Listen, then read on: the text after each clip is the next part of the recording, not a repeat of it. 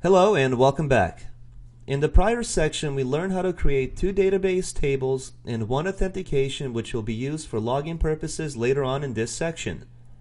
Now we're going to focus on how to create all of the needed application interfaces that we will later be deploying on our website. The first interface that I would like to build is the alumni registration form. To do that, let's navigate over to Data Pages and click on New Data Page at the top to launch the Data Page wizard.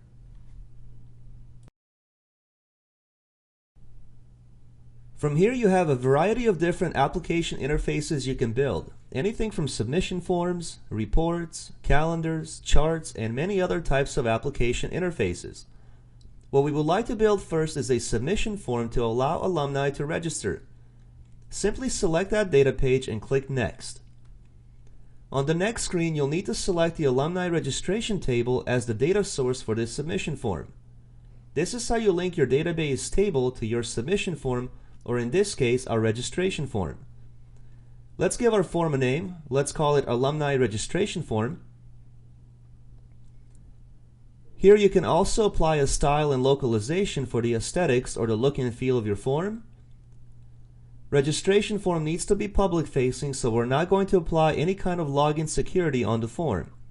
Click Next and move all the fields from your table that you would like to have inside your registration form. Best practice is to keep the number of fields to a minimum because you don't want to overwhelm your users by having them fill out too many fields right away. The rest of these fields will include later on once the user logs in, and those fields will be used for them to complete their entire profile. Click Next, and on the Configuration and Properties screen, you'll be able to select each field on the left-hand side and make modifications on the right side. We'll make each field required.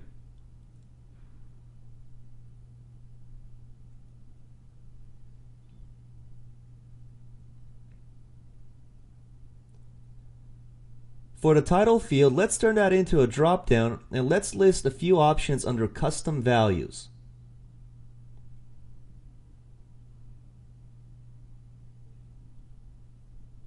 For the state field, let's also turn that into a drop-down, but this time instead of using custom values, we can use lookup table and automatically link our states table to this drop-down.